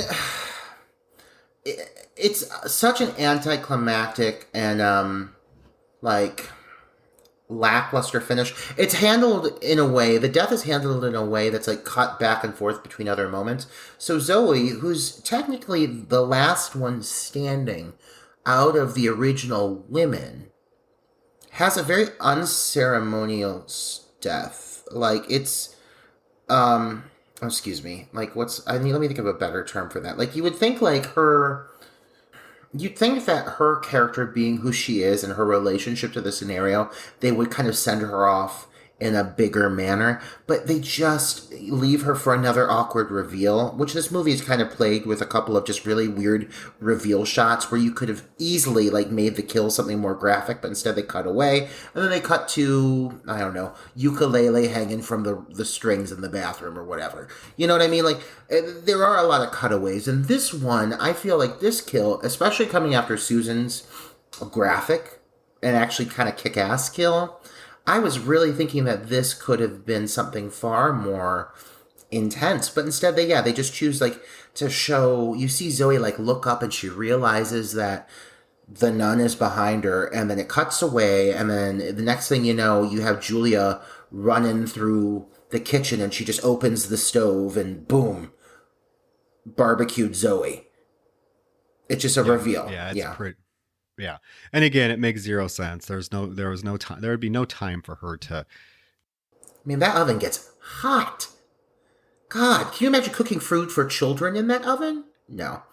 Yeah. But, so now we're down to the final head count. We've got Julia, who's running around getting shit done at this point. Joel, who's making an array of good choices, but also accidentally gets, a person killed. And then you've got Eve, who is still completely convinced. And I think that's the only reason people really follow her, is because Eve is very convinced that water none exists.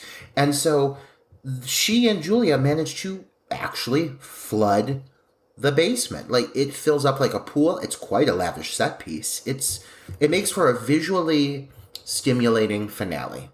At the same moment, though, as Julia is trying to actually get some of the water out so that they don't get electrocuted, Joel comes up and finds her.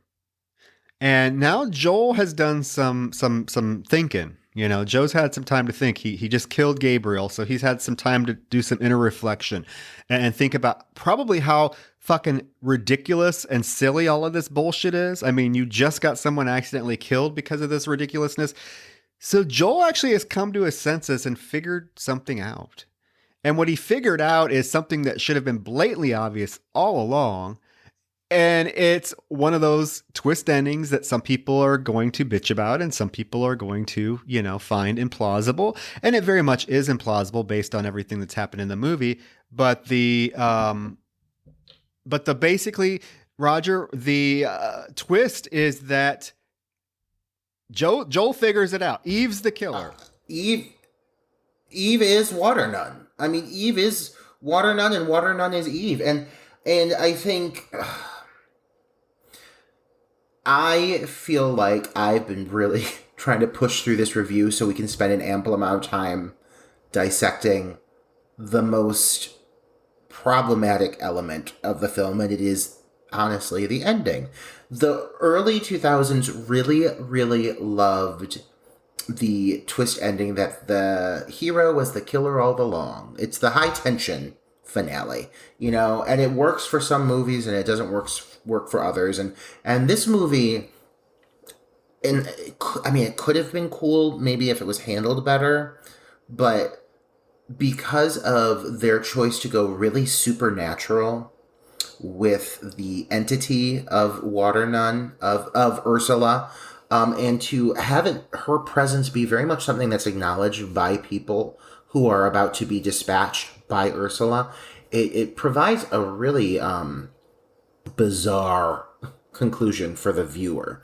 And so basically it all comes down to this whole sequence where Eve is in this flooded basement, this really great set piece, with a harpoon gun, and she's basically watching as Ursula manifests and, swoops in, swims in to kill her, and she fires her harpoon, and you see her stab Ursula. You see the arrow go through Ursula, and she's apparently defeated.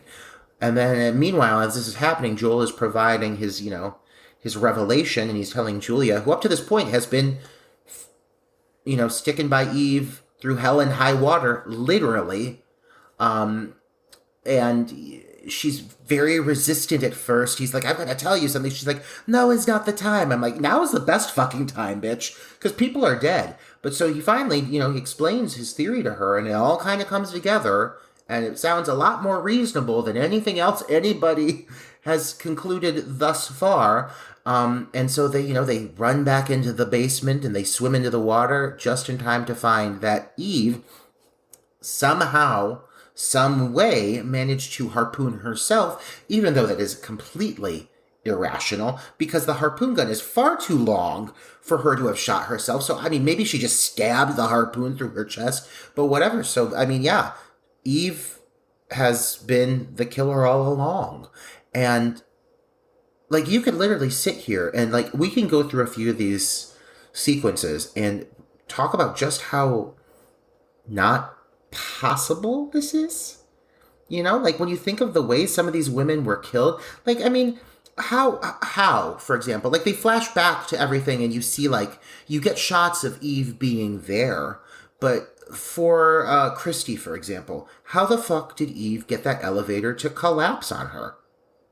I mean, oh God, Susan, I mean, I know she was there. I know, like, you see a moment where Susan sees that it's actually Eve on the other side of the glass, but you see all the doors, like, slamming around her and everything, and I mean, how did that happen? Are we just supposed to believe that actually, like, they were just fooling us, wink wink, it happened a different way? Because then I feel really ripped off. How the fuck did she get that fucking stove going? Is there gas in that building? Did she start a fire with kindling and wood? What about all of the water that, like, the faucets leaking and toilets exploding? And... I mean, these are all things that happened over the course of the movie. There's things that you can't convince me were just, like, illusions, or, like, things that people were, mistaking for something else. Like, no, there are things that very obviously happened over the course of the film, and to say that this was all real, like, that, I mean, it's like that somebody was really doing, like, a human being was doing this, that something not supernatural was behind this, just does not jive at all. It doesn't make any sense. And I think this movie had some really cool concepts that I would like almost to see explored in a different movie, like the deaths via patron saint. I mean, that's a cool concept. Now, I think it could be done 10 times better nowadays. I used to love this movie when I was a kid, but now watching it, I see how absurd the storyline is. And I like a little bit of absurdity, but this is just bullshit. Yeah, it doesn't make any sense. At least, I mean, there for a minute, I was thinking, is it supposed to be like there still is a supernatural element where, like, the nun possessed her? But even that doesn't make sense. But yeah, I mean, Joel's conclusion is just too restrained and realistic. Yeah, it's basically, she knew all along that her mother had killed the nun. And she suppressed it. She heard her mother talk about it when she was a little girl. and that she knew her mother was pregnant and who her father was and stuff like that. So it's like she repressed it, and then the fact that that shower thing at the beginning kind of like snapped, reopened the whole thing and turned her into this like murderous. But that doesn't make any sense either, Yeah. because the one girl was killed 2 weeks before with that we never see. Right. So is that just ironic timing that everybody's already panicking about before any of this has even happened? Like the girls just happen, the women, now women, just happen to be already like discussing the potential of like Ursula's back for us without even having Eve involved in the picture. Let alone Eve having the shower revelation of everything that occurred, which, like, wouldn't that happen every time she takes a shower to begin with? Like, how many times have you been startled in the shower when the water was too cold or burned you? Like, I mean, that's all it took to set off a series of murders? Okay, girl. I don't know. Eve is the nun. The nun is Eve. Eve is the nun is Eve. Eve is killing everybody. It's like you said, it's high tension, although high tension I can buy a little bit better because I know, this is a controversial take, but a lot of people hate high tension because of the ending, and they say that the ending is nonsensical and doesn't make any sense and has way too many plot holes. But the whole explanation in high tension is the fact that everything that happened in the movie was happening inside of the character, what was her name? Cecile? Cecile's mind. Like that, the whole movie up until the ending was Cecile imagining what was happening to them, even though she ends up being the killer. We're watching a movie that's from her perspective, right? So a lot of the plot elements can be, the plot holes that people say that that twist ending actually creates can easily be explained away, that we're watching this whole thing unveil through her mind. This is way different. Oh, yeah. Well, and also, like, high tension. I know that people don't love high tension. I really enjoyed high tension. Yeah. And I think one of the things is you have to keep in mind it was also tackling some material that was way more, like, human. Like, the whole angle of these two girls being lesbians, and this girl, like, kind of obviously struggling with that, and the fear of meeting, her girlfriend's family, and that bringing certain things to the surface. Like, I think that it was way more nuanced and a lot more of a simplistic storyline. It was like over the course of one night. This was trying to do the same thing, but made it way too elaborate for its own good and added in the whole, like, supernatural aspect that when you strip away that being a possibility, that being actually part of the puzzle, you pull that piece away and everything else just falls apart, because none of this could have technically taken place the way it apparently did, as we're being told now as the viewers. You're telling us now that Eve did this every time. Eve was the one that was killing people. Well, then, were the cops that inept that they couldn't detect that from the evidence they found upon the first murder? Why were people not questioning the fact that Eve was there on location time after time? Why did nobody hold her, like, accountable or question her stability after losing her mother? Especially Julia, whom you said, like, made a bad choice at the beginning. If Julia knows what she knows about her mother, being suicidal, and Eve having grown up with a very messed up childhood, apparently. If people knew this, why were people trusting her so Exactly. much? I guess that was kind of my point in terms of, like, Julia telling the cops so freely that her mother killed herself, because that just, it just paints that sort of suspicion or paints that doubt. So if Julia already doubted the fact that the mother was murdered, and she's trying to rely on the fact that, hey, the mother probably committed suicide because she's tried it before, and then she was all about the fact that the elevator thing was just a horrible accident, but then 5 minutes later she's all into, like, following this character to this old boarding house and being on board with flooding the school so they can lure this nun into the water. It just, these characters have no, like, sort of consistency or any sort of, like, solid personality traits that make them realistic. It's just like the characters change and bend and change at the whim based on what needs to happen in the plot. Yeah, they're not thinking through the actual plausibility of each incident. Like, I mean, example, with Christie's whole chase sequence after the toilet explodes. Apparently just explodes on her with no explanation now. Um, you see a flashback of her being chased by Eve down a hallway. Okay, well, I've got a lot of questions with this moment alone. If Eve was pursuing her, that means she was in that hotel to begin with. Not coming right through the door as shit was happening. So how the fuck did that happen? That aside, this is a high-end hotel. Don't tell me it's not. It's a beautiful hotel.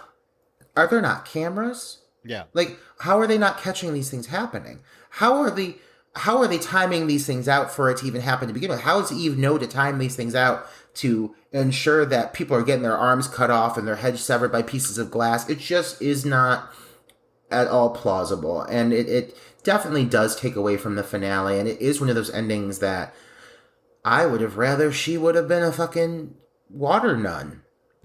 I wish that Sister Ursula was actually a demon, because then at least she may not have always been the most effective CGI, but she was fun. I can't think of a lot of other villains that have that same kind of shtick, you know? Yeah, no, come on, a fucking water nun? Yeah. You know, what more do you need? Yeah. So the nun hasn't necessarily aged well, and it didn't even get, wasn't regarded as a masterpiece when it came out, but the CGI isn't always in its favor, and the story just, I think, if anything, this being a Spanish-produced film, I wonder if maybe the script just got screwed up in translation. Like, I wonder if that's an aspect, because you said this earlier on in the review, but a lot of times these European or, international films that kind of try to do an Americanized film, certain parts just do not land.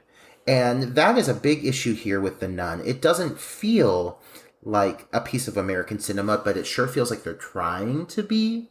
And I think they definitely lose some of the charm of what is a great, international piece of cinema by trying to be too American. Yeah, I mean, it has its positive. It's a good looking film. There are some really effective sort of set pieces. And there are some generally kind of creepy little moments in the film, but overall, yeah, it falls flat for me. I found myself with this film getting bored quite a bit. And once you find out the ending, and then I usually watch the films that we review probably 2 or 3 times, and watching it again, knowing the ending, just kind of made me all the more frustrated because of how implausible it is. But I mean, for a slice of early 2000s slasher, it's good for a one-time watch. I think it's a little bit boring in parts. I think that's another issue that the film has, is pacing. There's too many scenes towards the end of the film of just people walking around, talking, and the exposition or the plot is spoon-fed to you to the point that it becomes ridiculous. Like, whoever wrote this script has no idea what inferencing or subtlety is. It's a fun movie, but it's definitely a victim of its own exposition. And if you're gonna watch this movie, I would say watch it with low expectations and a deep bowl of popcorn. And you probably want to be stoned going into it, because you can say what you want to say about The Nun, but a water-based nun demon killer is fun. No matter what, you just gotta be in the right mindset for it. So this movie's not deep. It's not as deep as the water in it, but it is a fun ride, and I certainly don't hate it. It was very nostalgic for me. I forgot how much I loved this movie as a teen, and it was fun to revisit it. Yeah. Like I said, I don't remember if I'm sure I watched it years ago, but I'm glad I got a chance to revisit it. It's not something I'd probably ever put in again, but hey, it's The Nun. Yeah, absolutely. I at least got to see Christy in her silk nightie. That's all I care about. And that's all I wanted for you. And I'm happy that that you were appeased, because if that wouldn't have delivered, then I'm all out of tricks with this one. But I can't say the same thing about the next one, because I'm picking the next movie, guys, and Troy here. Sometimes Troy gets me on a kick, and I can't shake it. I thought I knew every movie I wanted lined up from here to next June. But Troy got me on this kick of like early 2000s international slashers that it came out of nowhere. It hit me like a fucking freight train, and I'm all for it. So I pushed aside my like list of impending titles for one that just completely I had forgotten about until these came up, and it's another film that I fucking adored as a teen. And this one hit my freshman year of high school. It's a little bit older. So this movie was very definitive for me, and it also really kicked off my like strange obsession with AJ Cook, who went on to star in Final Destination 2, my favorite in the series. And it is 2001's British Canadian slasher Ripper. It is a slasher film that is completely inspired off of the Jack the Ripper killers, which I said I love themed killings. I love it when a killer has a theme and they're trying to recreate a certain motif. I love it. It's one of my favorite things. And this also has a cast that includes a lot of actresses that went on to work in the industry. Aside from AJ Cook, we've got Kelly Brook, who you will definitely recognize from Piranha 3D, which is a movie that I really liked, as well as House of Nine, which is a very underrated title, and we will definitely be reviewing that at some point, Troy, I think. And also Emmanuelle Valguier, who is from Saw 2, and she had a bunch of other titles, but she's another actress who's just super recognizable. Lots of horror movies under her belt. So this is another movie that's going to be super nostalgic for me, and I'm so happy I just randomly thought of it. And you definitely set that off, Troy, so thank you, because I love revisiting these movies that were very formative for me and my love of the genre. Yes, this one is going to be a fun one because again, this is one I know I've seen this one. I've seen it a couple times. I had sort of a little mini infatuation with it for a little bit, where I would rent this film kind of, on a regular basis, The Ripper. So I'm really excited to revisit it and give it a watch and chat with you about it. Yeah, and I bet there's a lot of queers who love, this era and know this title. I don't think everyone knows Ripper, but I think there's going to be a lot of gays that are going to get what I'm going for with this one. I think this one's probably going to hold up a lot better than The Nun, just because it's a lot more of a straight to the point by the numbers slasher, but in a good way, in a way that it benefits. But we'll see. Who knows? I could throw it in and be completely thrown off, and everything I remember about it can be completely false. So maybe I'm wrong, but I got good feelings about the. I do too. I distinctly remember it being a pretty good film. So yeah. It'll be a fun one. It will definitely be a fun one. Yeah, and if we like it enough, there's always Ripper 2, Letter from Hell, with a different female lead, and I've never seen it. So I've never seen that one either. Oh, Troy. Yeah, I know. We know what's coming. Yeah, we're setting it up. But yeah, guys, The Nun. I really hope you all enjoyed this one. It is a very obscure title. I'm sure a lot of you don't know it. If you did watch it and you hated it, please don't come for me. We don't always want to give you the best cinema. We just want to give you the most obscure cinema.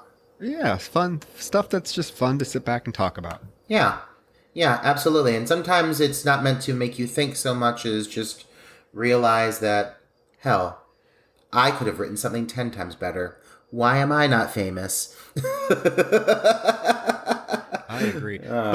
But guys, thank you again as always for tuning in, and always with the 5-star ratings, and be paying attention to our social media for some other fun things that are coming up. I know last week we mentioned Patreon, so we're getting that started, and we have a lot of plans, a lot of fun movies I know on our lists to cover. So the rest of 2021 is going to be a blast with our picks and some of our guests that we have lined up. Oh my gosh, I have some titles, like I literally am now at a point where I'm like between 3 movies, a selection, like trying to debate between certain titles, because I keep thinking of random ones. I'm like, oh my god, I want to dissect this one so bad, but then like you got to pick it at the right time. But I literally have a list of like 40 titles deep now of movies I'm just aching to pick apart with you, or just celebrate with you, because some of these titles I just love by default. But yeah, and some of our guests, like, again, there is a list a mile long of people that I know are going to be on this sooner or later, and we've got some really awesome talent, some really great personalities, some social media personalities, and some actors and some filmmakers that, like, I think you guys are going to be Pretty jazzed about. I know I am, and I know Troy is too. Oh, absolutely. And we're also getting really good at wrapping these up right at the hour 55-minute mark. Yeah, okay, hour 55 minutes. Yes, here we go. So, thank you guys for tuning into The Nun. Next week, it is Ripper. AJ Cook, y'all. Get to know her name. AJ Cook. Yes. So, until next week, we shall bid you adieu. I was trying to think of it. God bless and good night.